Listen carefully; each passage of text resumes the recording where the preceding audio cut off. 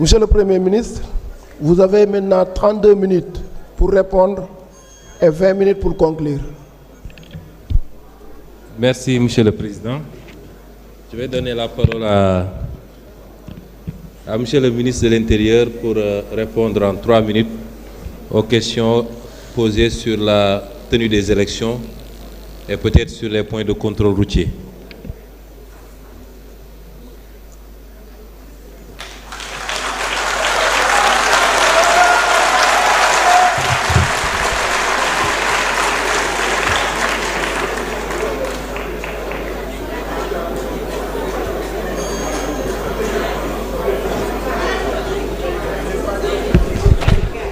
Je vais bientôt concurrencer le Premier ministre au concours de l'applaudimètre. Mais je ne peux pas être à son niveau. Sur la question qui a été posée par l'honorable député par rapport à la date de la tenue des élections, xam naa ni peut-être jàngoo droit des obligations am na lu ñuy wax conditions mixtes ou simplement potestatives mooy maanaam li tax élection yi di am dépendrul ci man, ça ne dépend pas de moi, parce que article L63 du code électoral dafa ne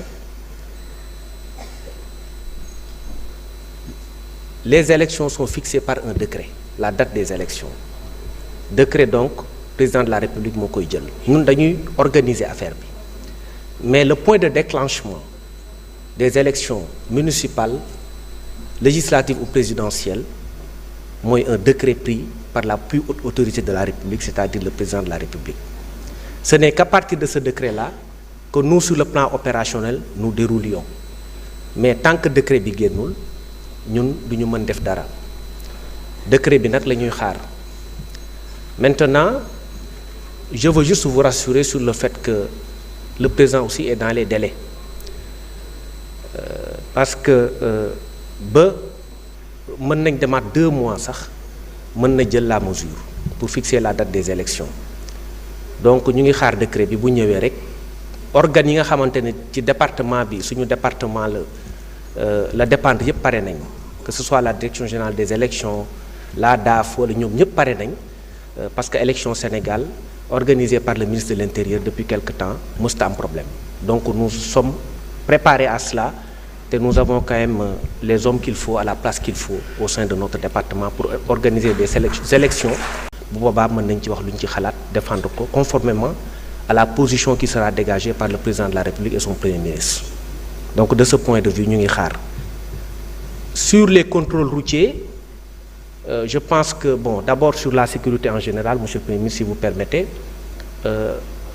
on a la certitude que depuis quelque temps, le pays est devenu beaucoup plus sûr. Ça, c'est un constat général. Je dis souvent, démb maa ngi regrouper sama état-major, di leen wax ni, il ne faut pas qu'on tombe dans le piège des réseaux sociaux, bien que nous recevions des alertes tout le temps. Et ñu ngi demander également population ñuy gën di def ay alertes parce que alertes yooyu ça nous aide bu dara amee fenn ñu remonter ñu ko loolu moo tax enquêtes yi gën a efficace, interpellation yi gën a gaaw, bande organisée ñu koy gën a infiltrer ba pare également di leen jàpp loolu c'est extrêmement important. Mais bu ñu confondre l'insécurité ak le fait divers, parce que parfois di nga gis ku ñu dóor fële sa fongoli mi ñu ne ministre bi na jóg parce que sécurité amul ci dëkk bi. Benn fait isolé rek mënul tax ñu ne dëkk bi amul sécurité. Donc sur ce plan, les forces de défense et de sécurité sont en train de faire un travail exceptionnel sur le plan de la sécurité dans l'ensemble du territoire national. Et tout le temps, on organise, vous le voyez, des opérations combinées police-gendarmerie qui participent à la perception de sécurité, parce que sécurité avant tout, c'est une question de perception. L'autre volet qu'on voudrait également relever, c'est... Merci, Monsieur le ministre. Oui. Je pensais que j'avais juste 3 minutes passées. D'accord, donc je vous remercie de votre aimable attention. Merci. Voilà. Merci.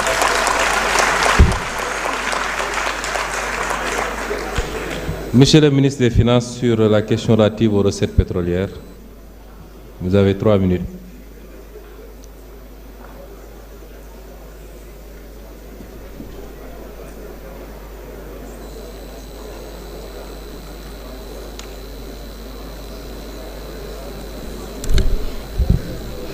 Monsieur le Président, Monsieur le Premier ministre, Mesdames, Messieurs, chers collègues, honorables députés.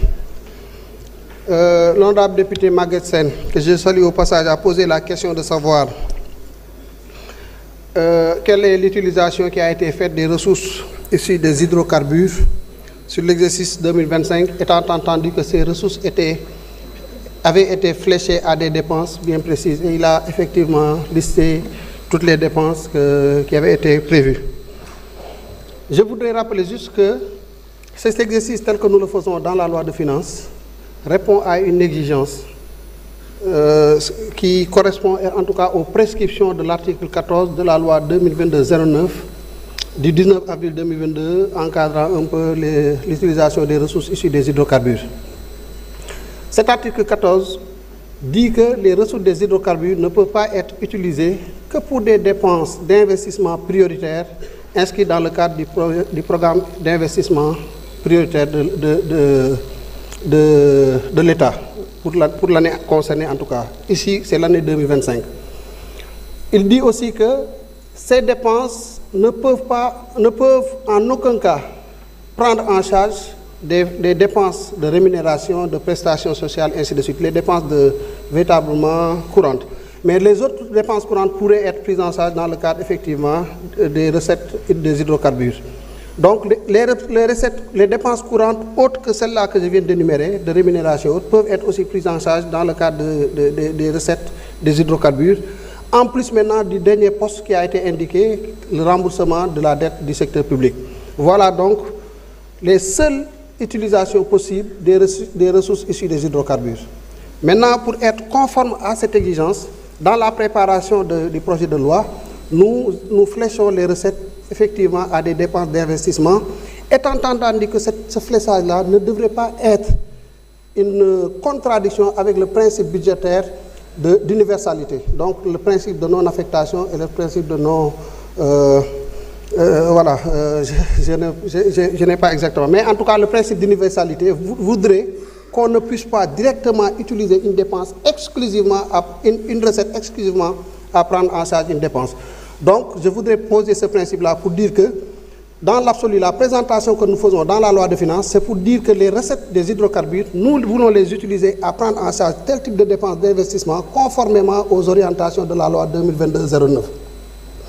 Maintenant, pour ce qui concerne de façon factuelle l'utilisation de ces ressources-là, il va sans dire qu'on pourrait considérer cela comme une question écrite, parce que déjà, je n'ai pas la liste de toutes les dépenses que vous aviez identifiées, mais j'ai demandé au service de remonter l'affectation de toutes les ressources des hydrocarbures dans l'exécution de ces dépenses d'investissement jugées prioritaires.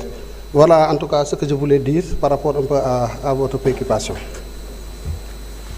Merci, Monsieur le ministre des Finances. Madame la ministre des Pêches, vous êtes interpellée sur les licences.